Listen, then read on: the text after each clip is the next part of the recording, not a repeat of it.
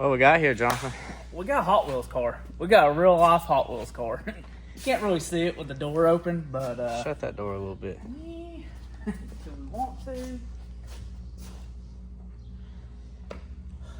Oh. But here we have a twin turbo, still supercharged with nitrous Hellcat with a wide body kit, some insanely wide wheels, wrap on it. wrap. Yeah, I mean, This is yeah. There's the supercharger. You might be wondering where the turbos are. The turbos are up underneath the car. And if you don't believe me, this is your charge pipe. That's the reason why there's a blow-off valve here and everything. So, yeah. I'd say it's pretty rowdy. Yeah, it's supposed to be 1,800 horse, what it makes. Not necessarily our style in vehicles, but Hey, everybody's got their... there's an ass for every seat. There's an ass for every seat. It is a nice car, though. It is a very nice car. Has a lot of money in it. Straight axle swapped. Good brakes, good suspension all the way through it. I don't know what transmission. I actually think it might have like a 4L80 swap into it. You can see it's got the aftermarket shifter. Was a 6-speed car.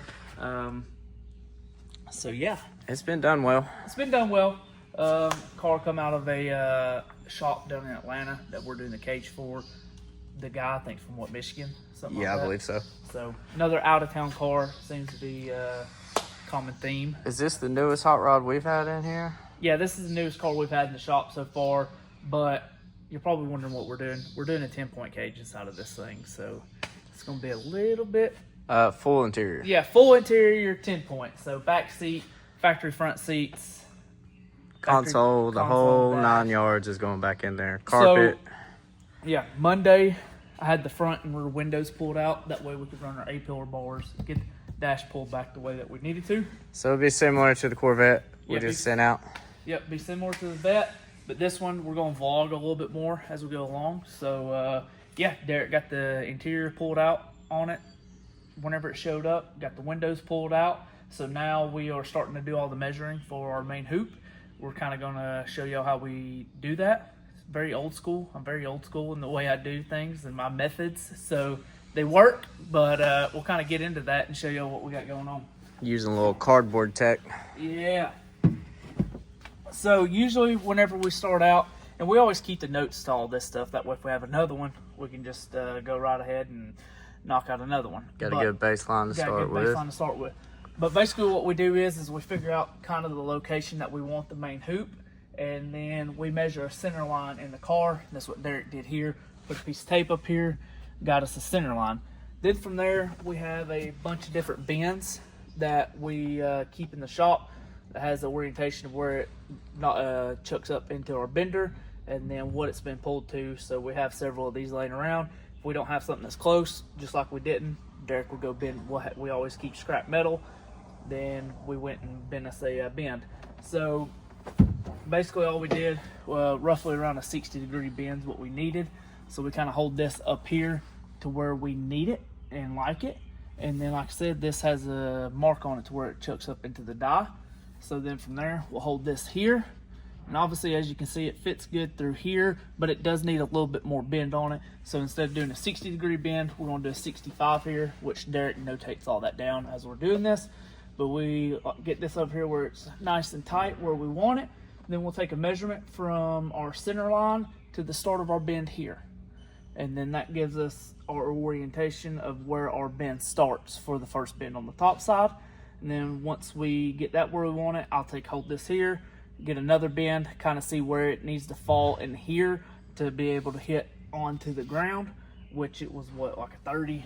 It was like a 35, yeah. 30. So then we'll just kind of hold this up here and do the same thing. Take and mark it on this bar where this bend starts, take a measurement from here to here. That gives us where our bend will start. And then we take and measure from this bend down to the bottom. And that gives us our overall length that we need. Well, technically it only gives us half of our length that we need. But then it also tells us exactly where all of our bends go, and what we do on this side will be the exact same for the other side. Where's our piece of cardboard at? We'll show them what we... I think it's in the floor over here. This is our hard drive file. Yeah. So basically, yeah. So everything I was just talking about, that's our center line mark. It's 16 5/8 from our center line mark to the start of our first bend. Then it's 11 3/4 from our first bend to our second bend. And so these are our notations for the bend degrees. And then what we'll do to get our, then like I said, all this will just be flipped to the other side and done exactly the same. We'll take and add up that 16 5/8 plus the 11 3/4 plus the 37 1/4. That gives us what our half of our length is. Then we add those two, and that gives us the total length that our bar needs to be. So, and obviously this is a little long, yes, so we can we trim always in. make it long, and we don't pull our bends as tight as we need them. So 65 and 35 is close, but it's still going to be wide, and then we'll start fitting the bar in there and pull it in either the top or the bottom bend as we need to make it fit as nice and tight as we want it. So those of you with a Challenger, you're getting a little bit of a starting point. Yeah. A little. Actually, we need to add.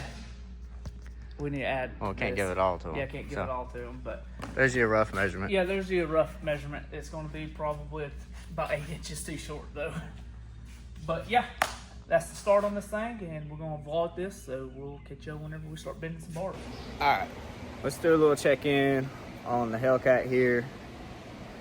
Show you how far we've gotten. So we went ahead and cut our 6-inch plates for the base of the hoop and for the kickers that are going to run over from the main hoop. Kind of where we left off, we were talking about the measurements for the main hoop. We got everything bent. A little dark in here, but if you can see, basically when the tube was straight, we laid out our center line, and then we came over with our measurement.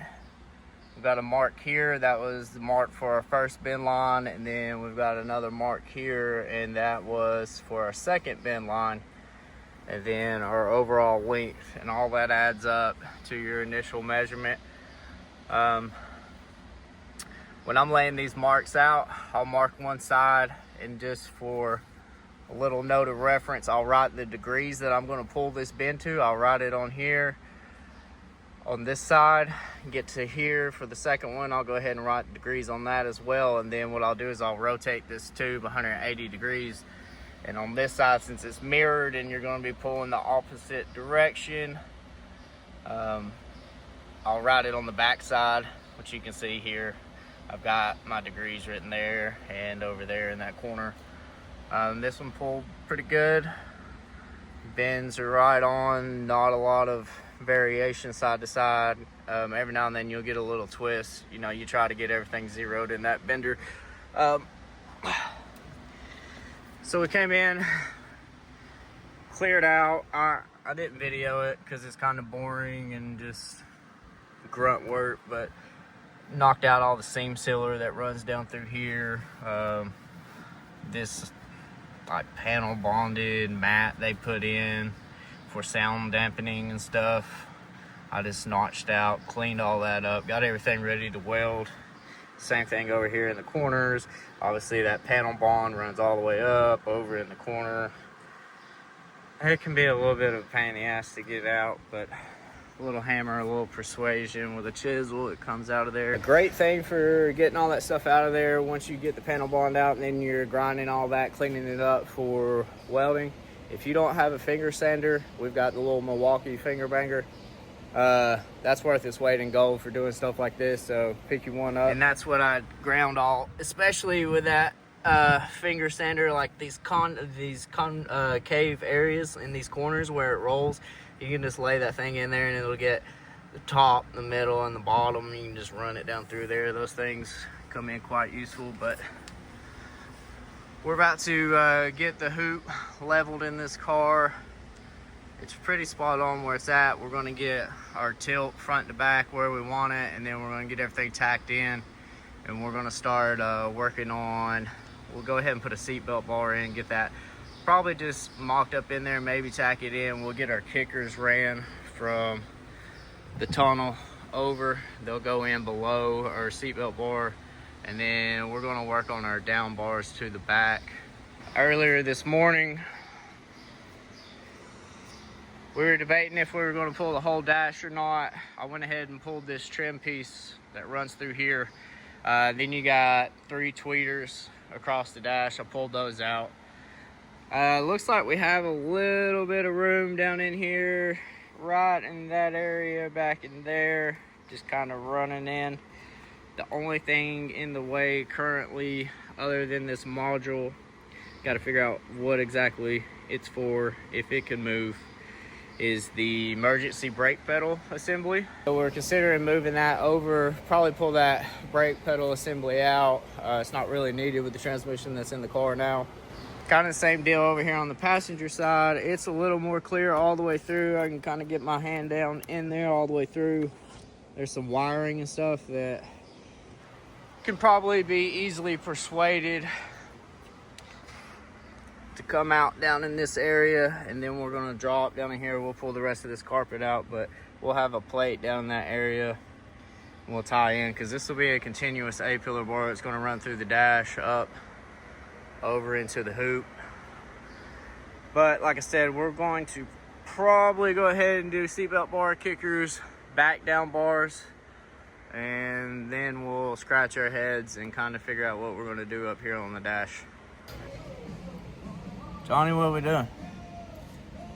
Right now I'm about to go to sleep. This back seat's pretty comfortable back here. I will say they are comfy seats in the Hellcat. Yeah. We're currently in the Hellcat, trying to figure out what the F we're gonna do with this thing, because it's got these big ass front seats in it, and we got the main hoop set in here.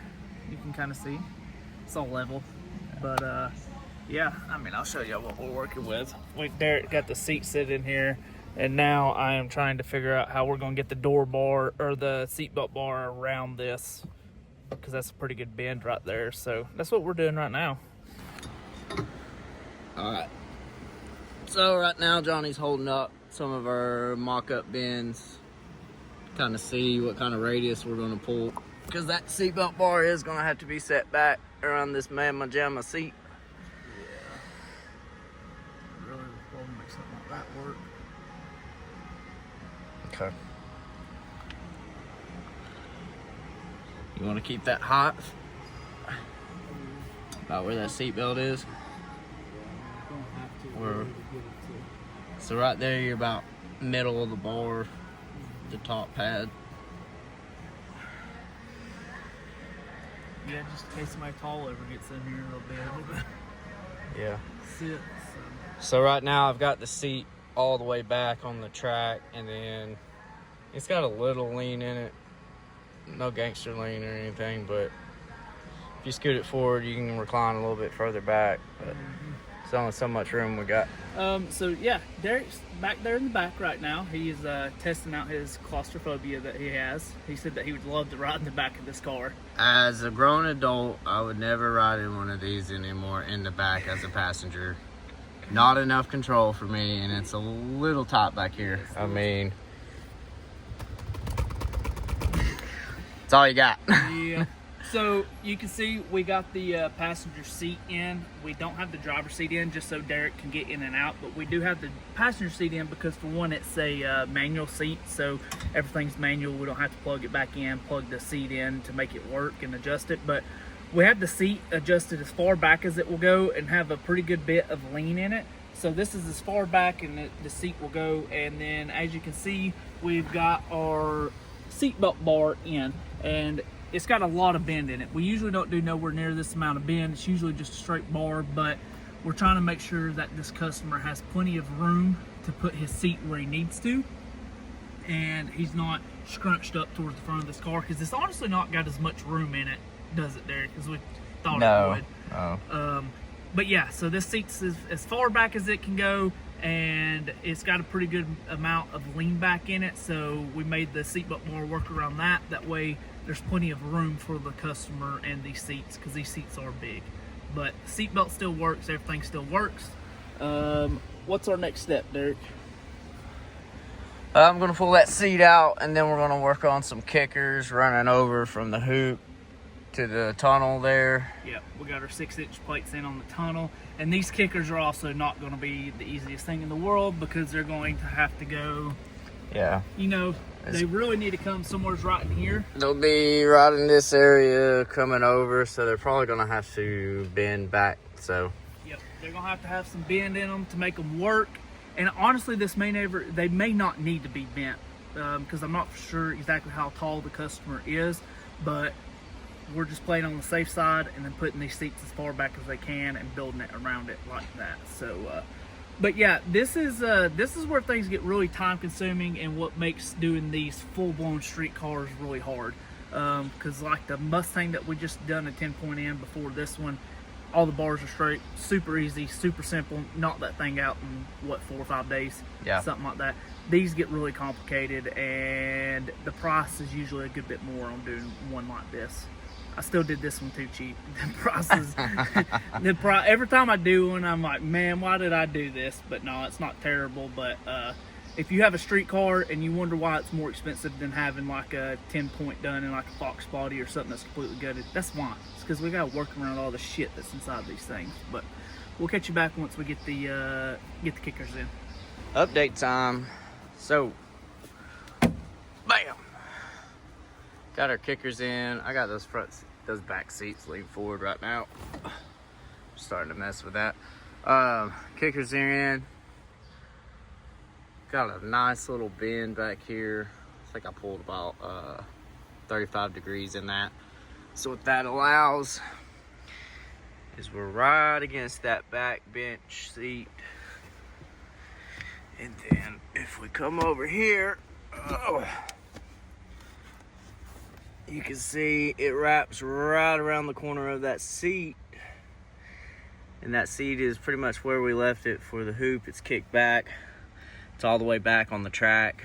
And then luckily enough with these seats, they have this plastic bolster right here on the corners. So if anyone is in here with some pressure lean back, you won't really have to worry about the leather in the seat getting rubbed too much.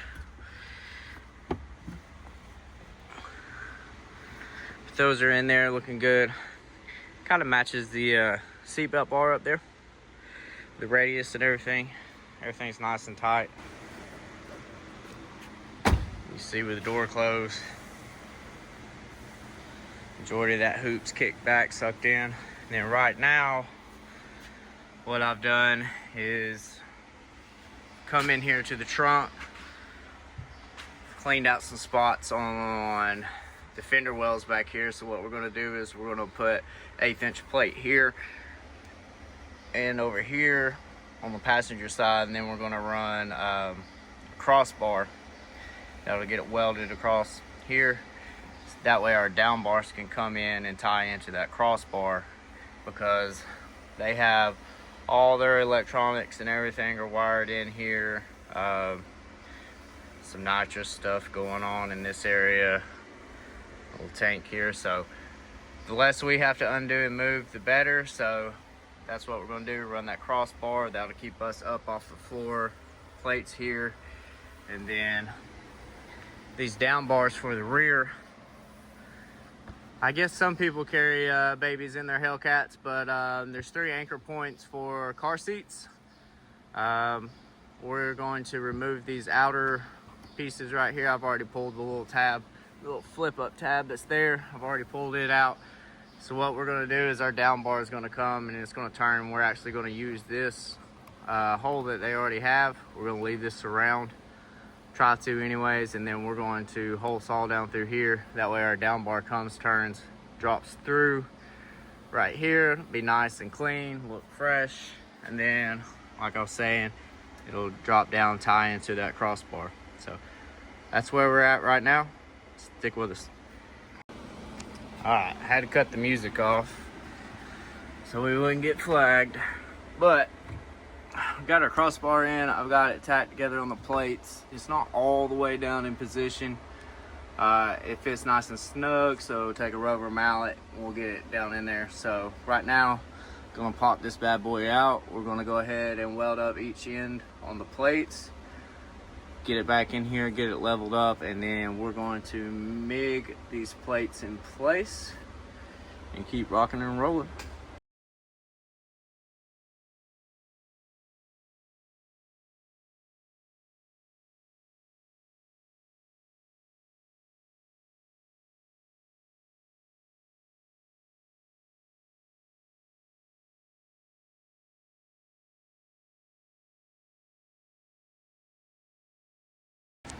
Well, we're about to wrap up the day here, but we got a good bit knocked out today.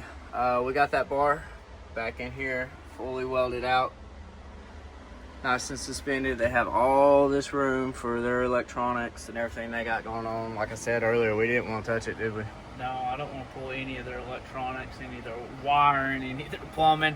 Want to leave it where they can, but that does give them a nice space to where if they need to add anything, they can. And then the nice thing about having this bar here too, or these other bars is that that's a nice place to mount stuff off of if they need to. So they can weld some tabs on here, put a panel, put more wiring and stuff up there if they needed to, move some of this if they wanted to. But yeah, it just gives them a nice space to do that and keeps us from having to mess with any of their junk that's in there. And yeah, because I don't want to do that at all. I will say, the trunk in this thing is probably the biggest part of the car, to be honest with you. It is. You can straight up curl up down in there, no problem. Well, we can, but... Yeah, we can.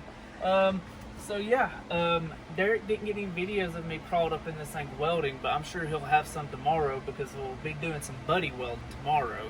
Yeah, he was in here MIG welding earlier. He can do that by himself, but tomorrow will be... Yeah, some of y'all are probably wondering what buddy welding is, and that's where you really got to trust somebody, because I'll be in here with the TIG torch and my filler wire while he's out here running the pedal with me just screaming at him. Let's walk around and see what else we got. From there, once Derek got that bar suspended, we got it welded in. We did our 2 back bars from that bar to our main hoop. And this was actually Derek's idea. He said he had the idea to utilize where these factory baby anchors, car seat anchors. Car seat anchors were for us to run our back bars through. So that worked out really good. All we did was we took, this is the center one, but I can't, you see it's got a flat there. It's just a little plastic piece, got a little hinge on it. Yep, so we just pop that out. Just took that flap off, took a hole saw through that bad boy, and then we did like we did with our main hoop. We took some of our mock-up bends, mocked everything up inside of here, took measurements of everything, laid it out, and then bent the bores and fit them into the car. We didn't get a whole lot of that, but roughly you got down inside coming up from the crossbar, you got a 45. Yeah, right here where this line is, you have a 45 that's pulled this way, and then right here on this line, you have a 45 that's pulled this way. Well, I guess it's 43 and 45. Yeah, it's a little shy, yeah. Just the tip for people is if you think it's going to be a 45, kind of like I had Derek do, we don't pull to that full 45. It's always easier to do less bend and add bend as you need it. And because once you pull it to 45 and 45, you're stuck at 45. You can't unspring that bend. You might be able to unspring it a degree or two, but not much. So it's always better to do less, add more, because you can't add back to. You can't take that bend away from it. Kind of the same thing with notching. You can't, once you take too much notch out, you're just fucked at that point. By putting too much salt in your food. Yep. It's over. It's over with. Talk to them a little bit about the spring back. Let's say we pulled that 40 and then we went and pulled it 45 again when we're wanting to match it to the other side. So one thing too is it's just something I've learned over the years of doing this. So these bars are mirrored to each other. They're identical. So obviously you start with one bar and then you do your second bar after the fact. Because one thing that we do is once we lay out all of our measurements on the first bar, we then go ahead and lay out all those measurements on the second bar, because if that works exactly how it needs to, we already have everything laid out, just put it in the bender and go. But like I was talking about before about not pulling to that full 45, we pulled a 40. So we pulled the 40 first on both bends, and then we needed more bends. So then once we pulled to that 40, then we pulled the 45, and then we pulled the 43. Well, whenever you go to your next bar, you have to do that same process. So whenever you're bending that same bend that needs to be a 45-degree bend, since with the old bar we went to 40, then 45, you need to do that exact same thing with the new bar. Pull it to 40, let the pressure off, then pull it to 45. Because if you just pull it straight through all the way to 45, there will be a little bit of difference in the degree of bend. That's just the way it works. Even though you've pulled it to the same mark on there, whenever you release that pressure and then put pressure back onto it, it kind of moves in that die just a little bit, and it will put a little bit different spring back and stuff on them. So that's something that we've learned, and then things will fit perfectly, pretty much the exact same after that. All right, John boy, what are we about to do? Buddy welding. Good old buddy welding. Derek's gonna be down here running the pedal while I'm stuffed inside of this thing welding, so let's see how this goes.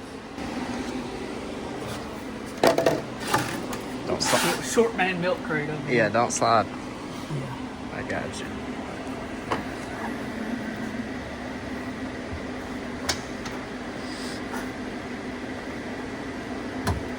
You're on 90, you good? Yep.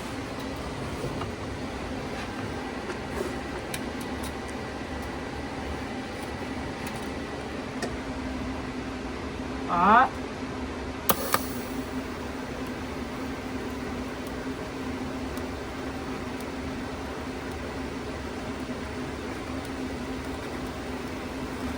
Alright. Alright.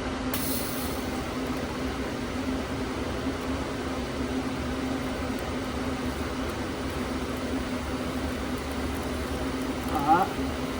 Turn it down like 5 amps.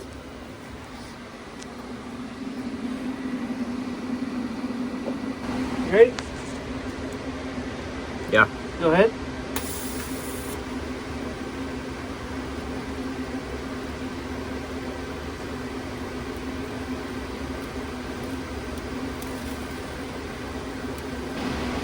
Alright.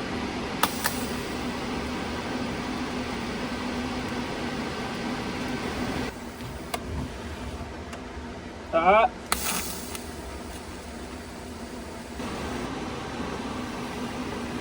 Jesus Christ. Good? It's a little hot. Check her out on the inside though. She's getting there. Everything's nice and tight. Yep, nice and tight. It looks very nice and tight up to that to the headrest. Whoever paints this thing is gonna hate us. I mean, absolutely hate us. Yeah, they're definitely gonna have to pull that back window out again if they want to get any color on it. Yeah, but I mean, really, pretty much from here back, you will honestly never see. Once the seats are in the car and the car is actually sitting on the ground, because right now, even standing outside the car, you cannot see any of this. Period. But we do like to make everything as high and tight as we can. Some of you may be wondering what our little strap here is for. I mean, some of this, especially because I've already started welding some of this does have a little pressure and stuff on it. So we just take and put this strap on here to hold our bar, put a little pressure on these notch down here. It kind of just puts pressure on both those notches. And then these bars are nice and tight in place. They was already semi-tight before, but it just puts enough pressure on them to where you can adjust them and get them exactly where you want them without them falling on you or anything like that. So that's what the ratchet strap's for. And once we've got them already tacked in, so we can pull that strap out. But we use the strap a lot just to keep pressure and tension on stuff, and until we tack it, it just makes it easier to move things around. So the full seat's in there, as you can see. If you want to sit back there, you could. It'd be kind of like a roller coaster. You probably need to put a helmet on, but especially now, you can sit center. Yeah, you can fit back there for sure. Everything's still there, all the seat belts, every panel. So, but like I said, we're getting ready to head out for the day, and then tomorrow morning, and that's the easy side. We'll go in there. Yeah. Where are we at? Well, we got the hard part over with. Well, probably the hardest part of this, wouldn't you say? Yeah, I'd say so, for sure. We got lucky. We got real lucky, honestly. So we ended up not having to pull the dash out of the car. Derek, did you say anything about this front panel? Yeah, because we looked down through there. Yeah, we kind of looked at it. Yeah, so we was able to actually move just a few things around down in here and was able to get our A-pillar bar to run down through there. So they tight though. They are very tight. And they're tight as a pair of Wrangler jeans. It took us about a day to do these. And I mean, like a full day of me and Derek, because the biggest thing is because of how tight it is, it was hard just to get that bar physically in the car before we could ever even start, test fitting it. That was half the battle, figuring out orientation of getting it in. Because we had to take and slide the bar in this way, then rotate it around and up underneath everything, then get it over here, and then start marking and test fitting, but it took us probably 2 hours just to figure out we had to put a couple of bends in the bottom side to be able to get this bar even inside of the car. But one thing too is, a lot of y'all, on some cars, you know, you have a solid A-pillar bar, and then some you have it to where it's broken up. And what I mean by that, well, right here on the chassis. So here you have your A-pillar bar that runs to your dash bar, then you have an outrigger upright that runs from your dash bar down to your floor structure. And we do that sometimes on our 10 points and Mustangs and stuff that doesn't have a dash in it. To where this thing, do we have, where's that scrap one at? It's over here. It's over there between the shelves. Okay. While he's grabbing that, she's in there. It's tight. You got all these lovely wires down in there. To where on the Challenger, it has a solid A-pillar that runs from your floor plate up through the dash, by the A-pillar, across the roof line, then to your main hoop. And this is a bar that we originally used, and it ended up being just a little too short, so we had to make another one. Which on something like this that we've never done before, that's pretty common for the first one not to work. Yep. Just because we are totally guessing at what needs to happen. So that's the gist of it. We have the bend here, we have a slight bend here, then obviously your traditional bend here and there. And the only reason that we have these bends on the bottom is like we was talking about before. We had to put those in there to physically get the bar to rotate into the dash and then swing up underneath the windshield to get into the car. So that was a pain in the ass, but we got it. They fit pretty good, not too bad at all. There's a slight difference in between the two, and the only reason is because there's really nothing that we can do about it, because this side has a module that's up against the side of the car, so it's pushing this A-pillar bar out just a little bit, and it's not a module that we can move. It is built into the side of the car, and it has, 8 connectors? Yeah. It's like the physical module that all the connectors go into, so we couldn't move it, so it's out just a little bit. Then here on the driver's side, we actually ended up having to take the emergency brake out of there, so we have a spot to run the A-pillar bar. That was a nightmare getting out of there. That was fun. Yeah. But on this one, you can see down in here, it has a module that is connected to the dash structure on the inside of it. So this one's pushed over just a little bit further. It's not nothing crazy. It's not like an inch or anything. It's just a slight variance in the two, which we like to get everything as close and symmetrical as possible, but sometimes you're just working around obstacles that you cannot change. So once the windshield goes in it, you'll never notice it, never see it. But yeah, so that's got that part done. The windshield bar is gonna be a little tricky too, just because we got this nice hump right here that we're gonna have to work around. So that, and then obviously the rear view mirror still has to work. So that's what, yeah, it's gonna be real tricky. But Derek is working on door bars at the moment, so once he gets a little bit further along with that, we'll show y'all what we got going on there. But we did stick the seat back in there and make sure that was the first step to the door bars, was sticking the seat in and making the door bars work around the seat. If you're curious, that driver's seat, that mofo is heavy. Yeah, it wouldn't surprise me if this seat's 100+ pounds. It's not legit. bull crapping you at all. It's heavy. So, but it's in there, and we'll catch you back whenever we got a door bar in. Derek, can you explain to everybody what you're doing? We now do custom upholstery and interiors in cars. Yeah, we just draw on it. That's about all we do.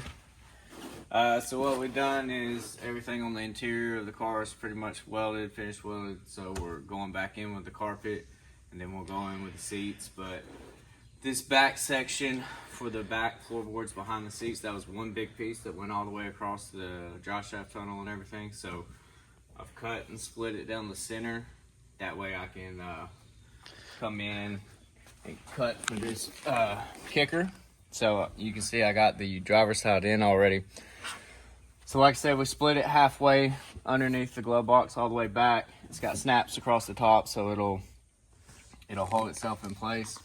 And then what I've done is I've measured from the bulkhead forward, and then I'm going to cut down and split so we can split around this tubing right here.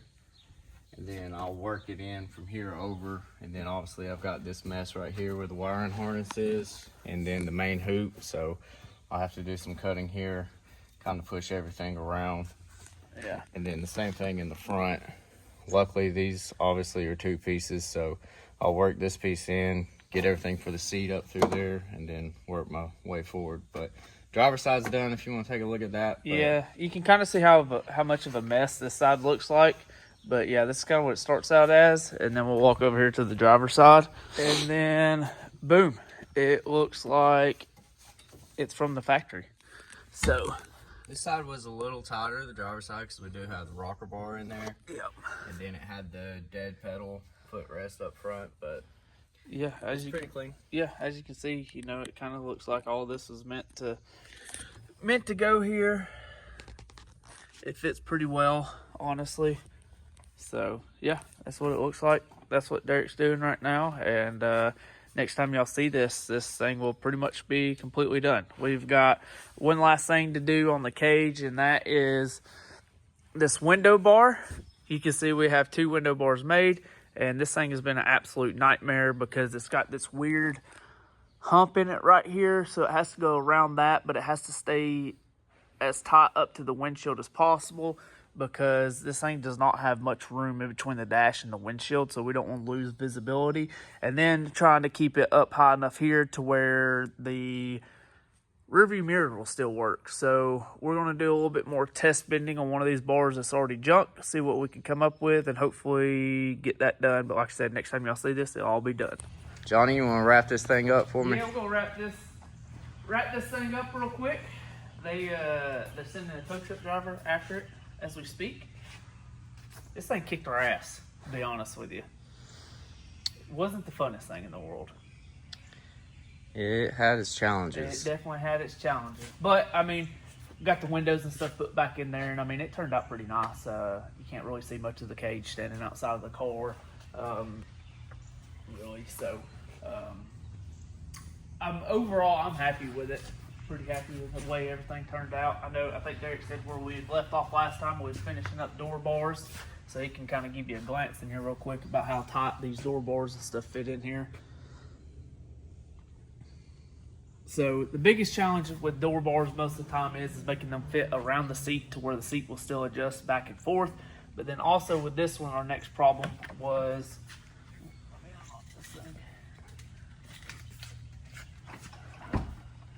We had to make sure that the door bar was out of the way for the door handle, because it always ends up happening to where this and the door bar, the handle always line up with each other. But yep, got that. Don't know if we really talked about it, but this car got door swing outs. Most of the time in our street cars, most of the customers do like to do door swing outs.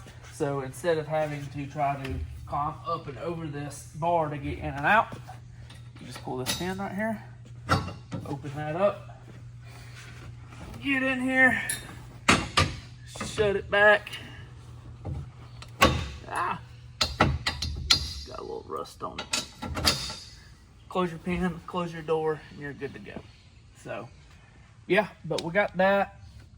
That's all in there. I mean, it's a pretty tight fit in here, but I mean, like we said before, the car's honestly kind of small on the inside, isn't it?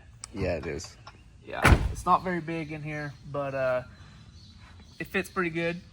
The next big challenge / hurdle that we had to go through is this freaking windshield bar right here. How many of them do we end up making? 3? Yeah. One of the 3 went multiple rounds to end up being the one. So the biggest thing is in the center of your headliner right here, you've got this big bolster that comes down for all your lights and everything. Most cars don't have that. It's nice and smooth all the way across. So we had to keep it in between the window, where the window comes up, and where this bolster is. So that's what the biggest issue that we had, because if you try to go up underneath that bolster, it puts the windshield bar way too low, and then if you got it too high, you was into the window. So that's what we was fighting with. And then also still trying to make the rear view mirror work, because I mean, he does drive this car on the street and stuff, so you'd like for it to work.